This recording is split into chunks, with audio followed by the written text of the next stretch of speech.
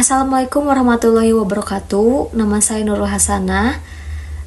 Kami dari kelompok 3 akan mempresentasikan hasil diskusi kami dengan materi sampling dan interval kepercayaan.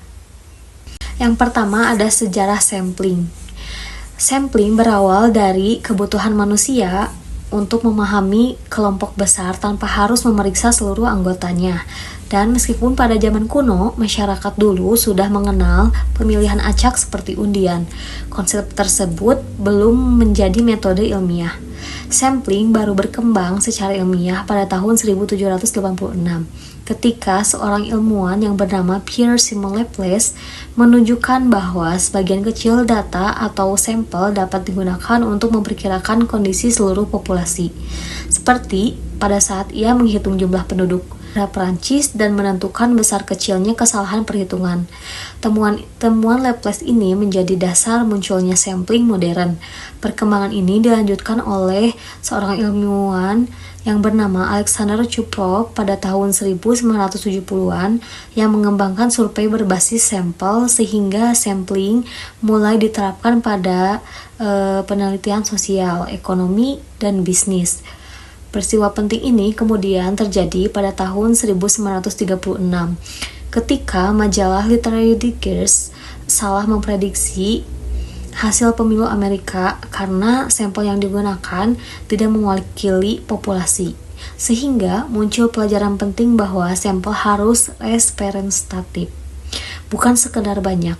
Setelah itu, para ahli statistik seperti Jerzy Neyman pada tahun 1930-an dan W.G. Cochran pada 1950-an menyempurnakan teori sampling, termasuk cara menentukan ukuran sampel dan mengurangi kesalahan. Ketika teknologi komputer berkembang pesat pada akhir abad ke-20, proses pengumpulan dan pengolahan sampel menjadi lebih cepat dan akurat, sehingga pada akhirnya sampling menjadi alat utama dalam statistika bisnis untuk riset pasar, survei pelanggan, konsumen, dan pengambilan keputusan perusahaan. Pengertian sampling dalam statistika bisnis. Sampling atau pengambilan sampel adalah suatu proses pemilihan sebagian unit atau elemen dari keseluruhan populasi, misalnya pelanggan, karyawan, transaksi, atau produk, dengan tujuan agar data yang diperoleh dari sebagian kecil tersebut dapat digunakan untuk mewakili dan menggambarkan kondisi keseluruhan populasi secara akurat.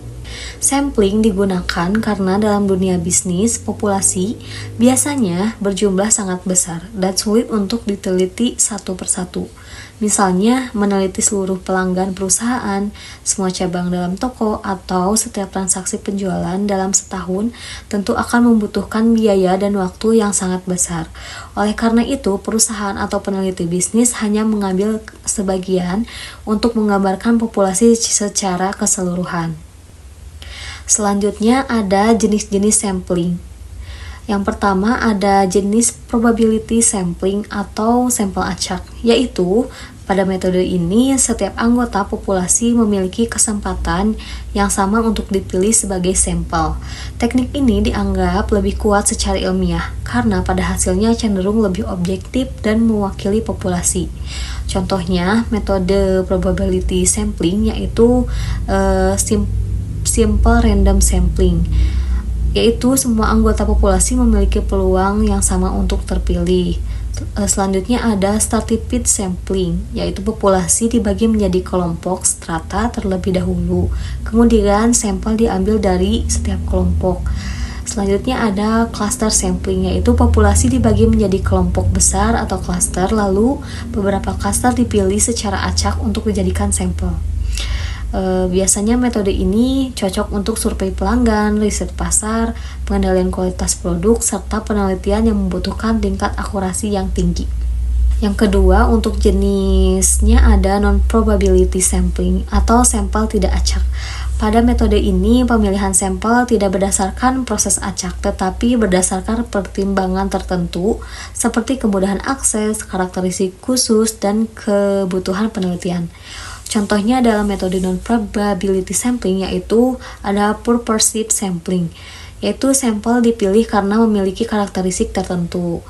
Selanjutnya ada company sampling, yaitu sampel diambil dari orang yang mudah ditemui. Selanjutnya ada quota sampling, yaitu sampling dipilih berdasarkan kuota jumlah tertentu.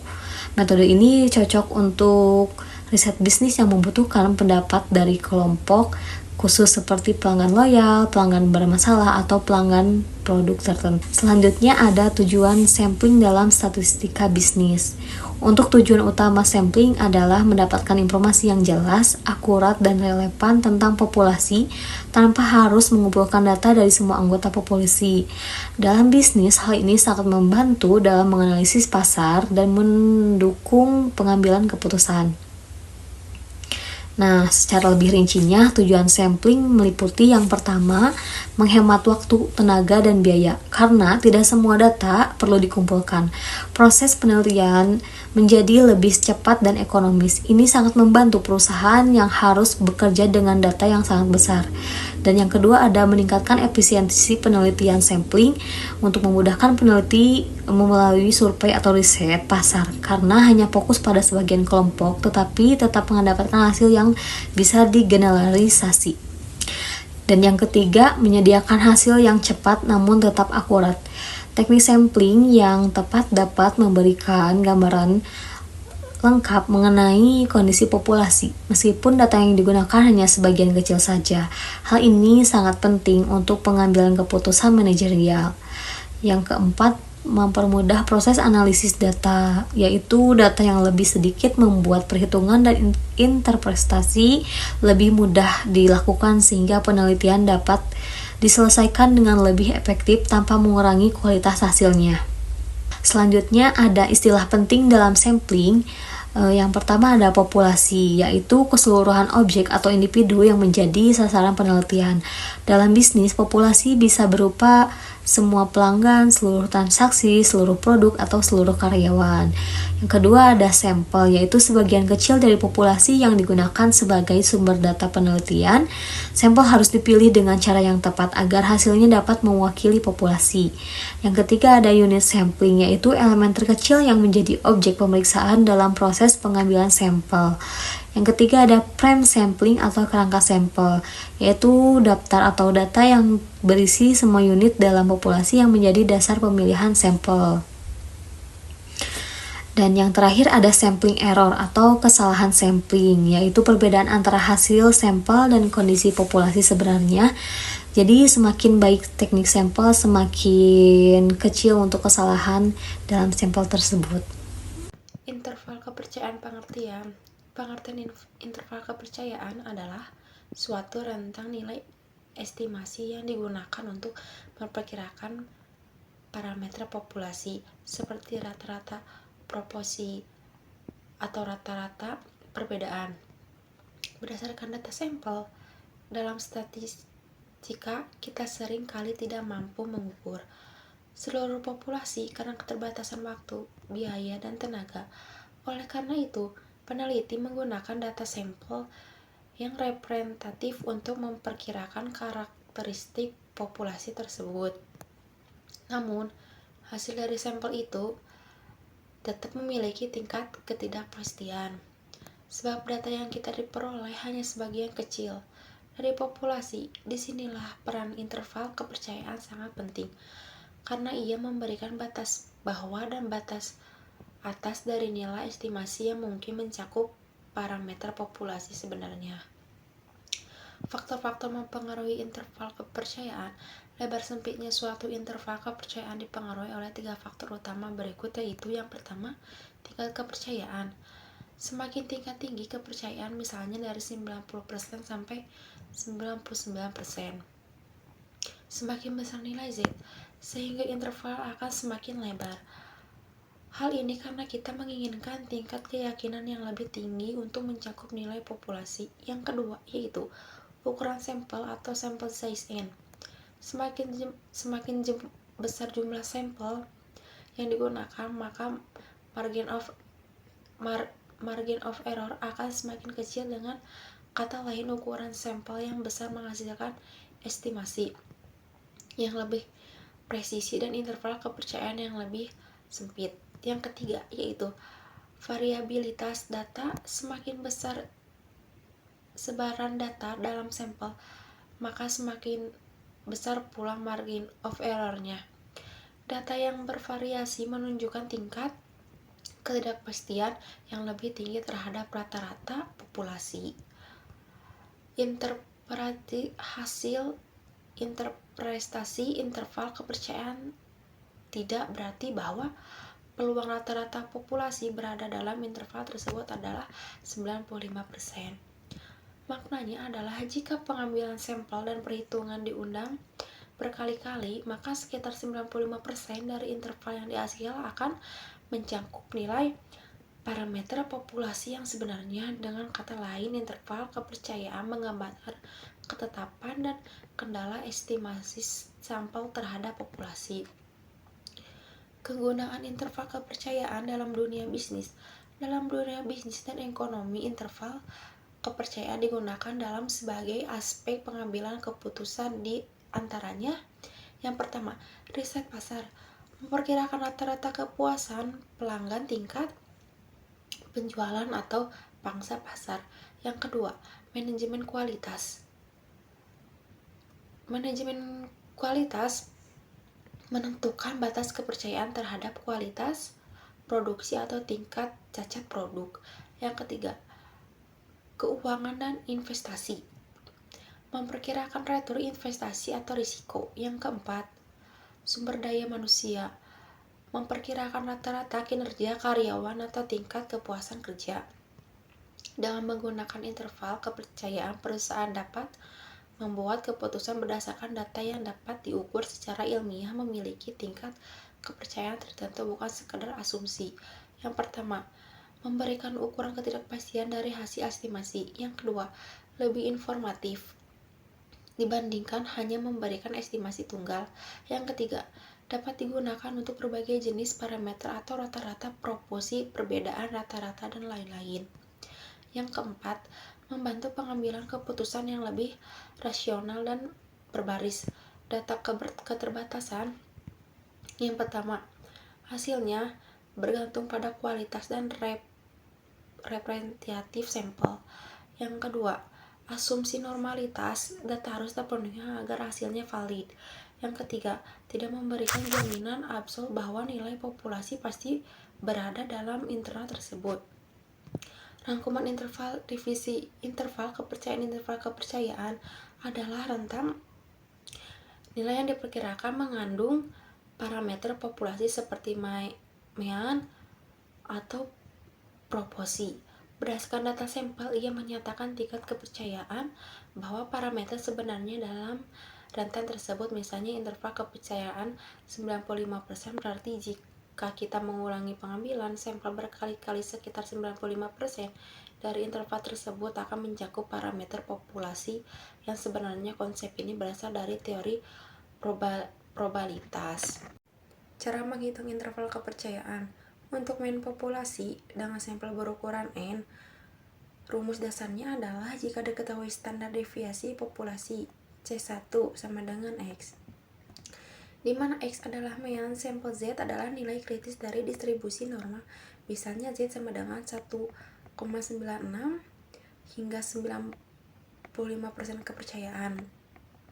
Jika tidak diketahui, digunakan distribusi, di mana S adalah standar deviasi sampel, T adalah nilai kritis dari tabel T bergantung pada N1 derajat kebebasan.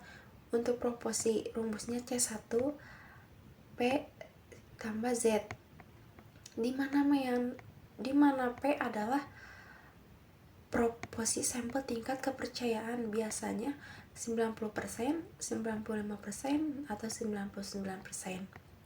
Menentukan nilai Z atau T yang lebih besar untuk kepercayaan lebih tinggi, sehingga intervalnya lebih lebar.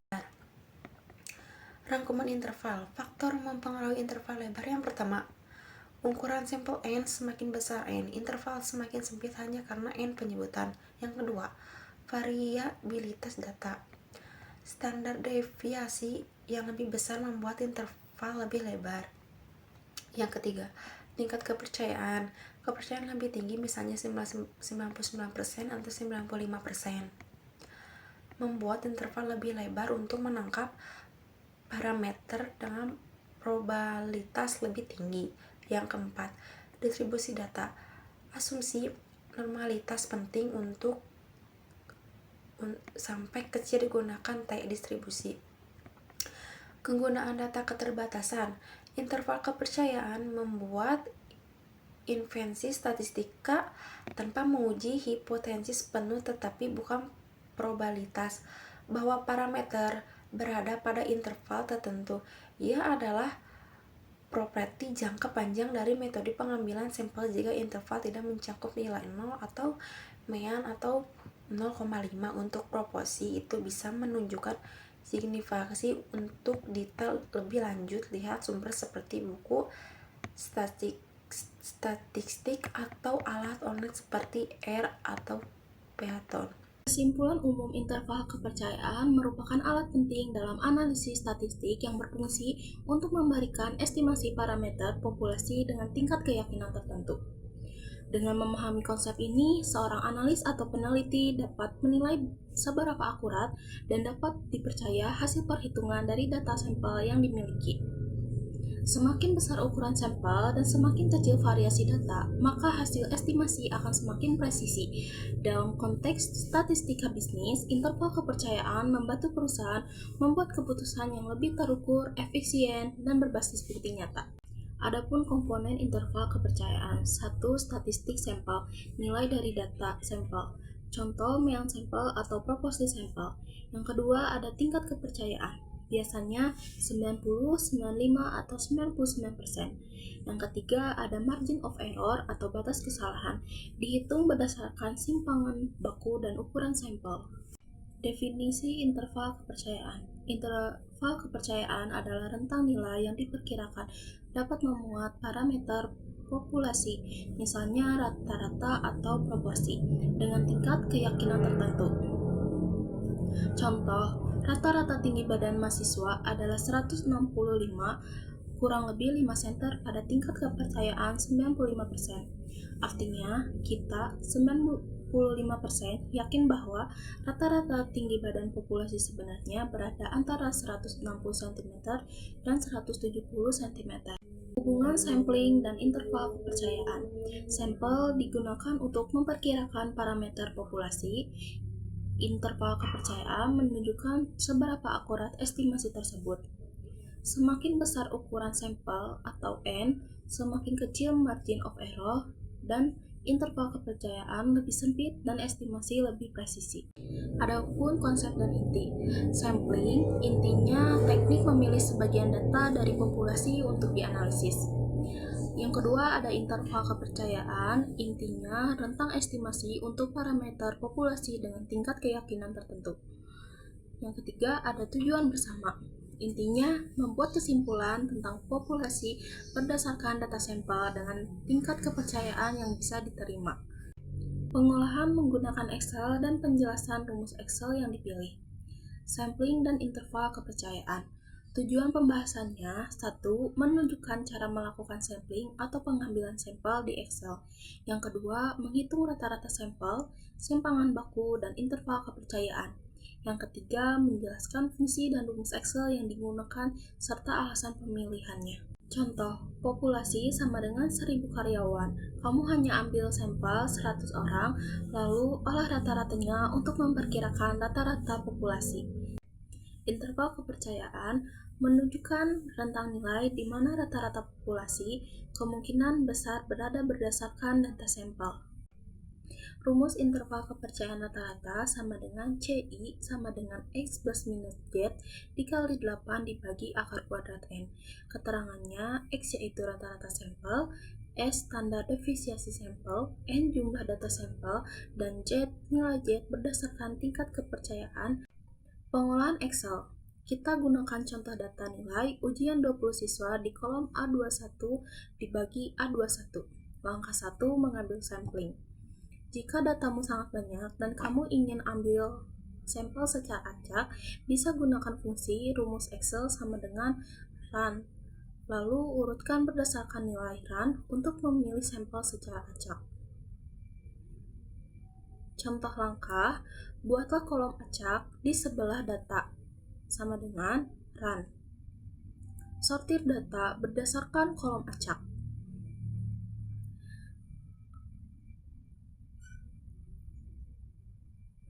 Ambil beberapa baris pertama, misalnya 30 data, itulah sampelmu. Yang kedua, hitung rata-rata sampel. Rumus Excel-nya sama dengan average kurung buka A2 dibagi A21 kurung tutup. Fungsi ini menghitung nilai rata-rata sampel. Langkah 3, hitung standar deviasi sampel. Rumus Excel strip stdef titik S dalam kurung buka A2 dibagi A21 kurung tutup mengukur sebaran data dalam sampel. Gunakan S karena datanya adalah sampel, bukan populasi penuh. Pengolahan di Excel. Langkah 4, hitung jumlah data. Rumus Excel-nya count dalam kurung A2 dibagi A21 itu untuk menghitung banyaknya data dalam sampel. Yang kelima, tentukan nilai Z tergantung tingkat kepercayaan. Tingkat kepercayaannya ada 90%, 95%, dan 99%. Nilai Z-nya ada 1645, 1096, 2575, atau bisa juga pakai fungsi Excel agar otomatis. Yang keenam, hitung margin of error. Rumusnya adalah sama dengan Z kurung buka S dibagi SQRT kurung buka N kurung tutup. Misal nilai Z bisa B1 standar deviasi di B2 jumlah sampel di B3 rumusnya sama dengan B1 dikali kurung buka B2 dibagi SQRT kurung tutup B3. Ini menghitung batas kesalahan maksimum atau error margin. Rumus Excel-nya sama dengan NORM.S.INV kurung buka 0.975 kurung tutup. 0.975 berasal dari kurung buka 1 tambah 0.95 kurung tutup dibagi 2 untuk 95% confidence level. Nah, untuk langkah ketujuh di sini kita hitung batas bawah dan batas atas interval kepercayaan. Untuk rumusnya di sini ada average A2 dibagi A21 dikurangi margin error, atau keterangannya bisa disebut dengan batas bawah atau lower limit. Selain itu juga ada rumus average A2 dibagi A21 ditambah margin error atau batas atas, bisa disebut juga upper limit. Untuk contoh perhitungannya, di sini untuk keterangannya ada rata-rata atau bisa disebut X. Untuk rumus Excel-nya ada sama dengan average A2 dibagi A21. Untuk hasil contohnya ada 75.3. Dan ada standar deviasi atau bisa disebut S. Untuk rumus Excel-nya ada STDFI A2 dibagi A21, untuk hasil contohnya 8.5. Dan ada jumlah data atau kita bisa sebut N. Untuk rumus Excel-nya ada sama dengan count A2 dibagi A21, untuk hasil contohnya ada 20. Dan ada nilai Z 95%, atau rumus Excel-nya sama dengan norm SINV 0,975, untuk hasil contohnya 196. Dan ada margin of error. Untuk rumus Excel-nya ada sama dengan 1.96 dikali 8.5 dibagi SQRT 20. Dan untuk hasil contohnya ada di 3.7. Dan untuk confidence interval bawahnya, di sini kita ada rumus Excel-nya ada sama dengan 75.3 dikurangi 3.7, dan untuk hasil contohnya ada 71.6. Untuk confidence interval atasnya di sini ada rumus Excel-nya sama dengan 75.3 ditambah 3.7, dan untuk hasil contohnya ada 79.0. Nah, untuk hasil interpretasi dengan tingkat kepercayaan 95%, rata-rata populasi diperkirakan berada antara 71.6 dan 79.0. Nah, di sini untuk penjelasan fungsi yang digunakan, di sini kita menggunakan fungsi ada average atau range atau artinya adalah rata-rata. Untuk keterangannya kita bisa menghitung rata-rata data sampel. Nah, ada juga STDEV atau range yang artinya standar deviasi atau sampel. Untuk keterangannya mengukur variasi data, dan ada juga count atau range atau juga bisa disebut jumlah data, yaitu untuk menentukan ukuran sampel n. Dan ada juga SQRT atau disebut number atau juga akar kuadrat, yaitu diperlukan untuk rumus standar error. Ada juga norm SINV atau probabilitas yang artinya nilai Z distribusi normal, yaitu untuk menentukan batas distribusi normal. Ada juga yang terakhir fungsinya ada random yang artinya angka acak 0 sampai 1, yang yaitu digunakan untuk memilih sampel acak.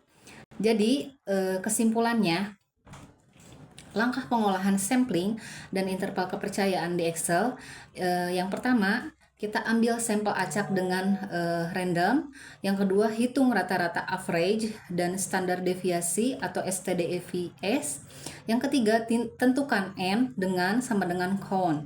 Yang keempat, tentukan nilai Z dengan norm SINV.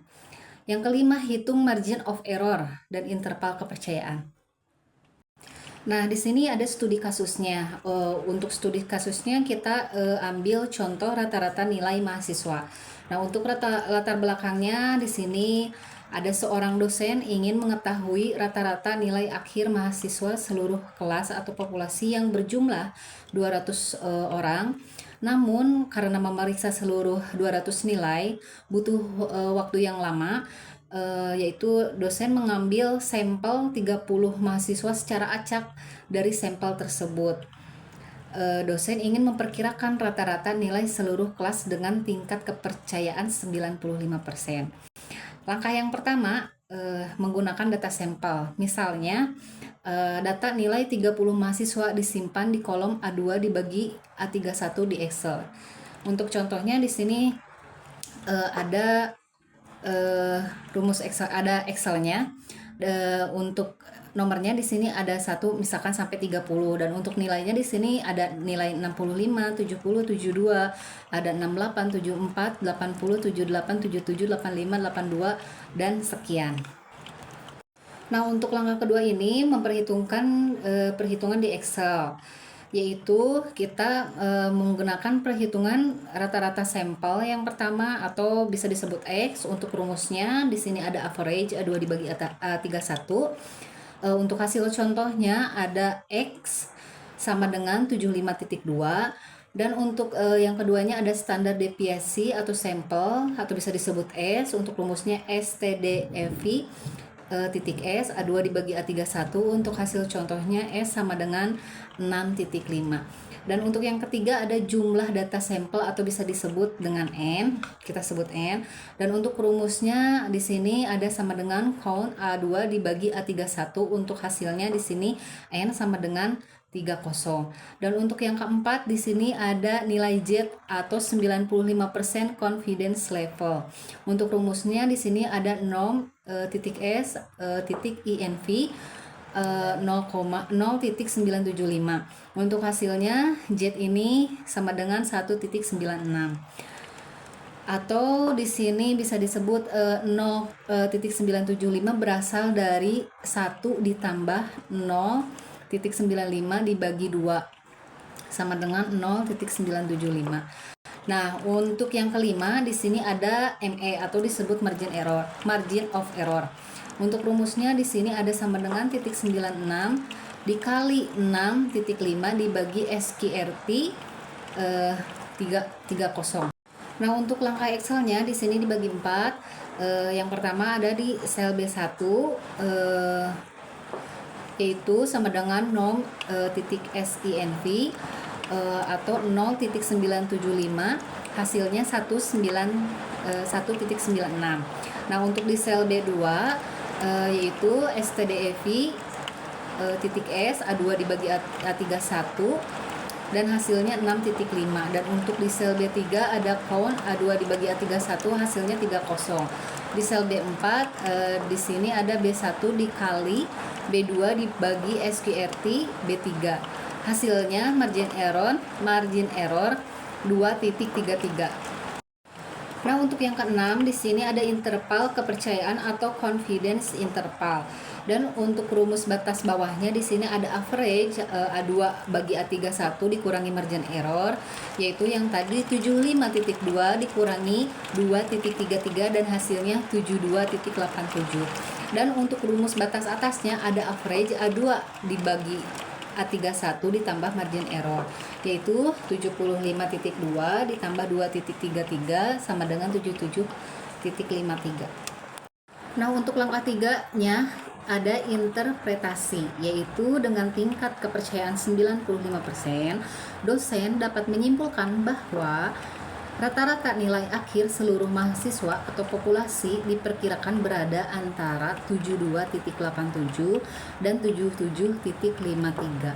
Yang artinya, jika dosen mengambil banyak sampel berbeda sebanyak 30 mahasiswa, sekitar 95% dari hasil interval yang dihitung akan mencakup rata-rata yang sebenarnya.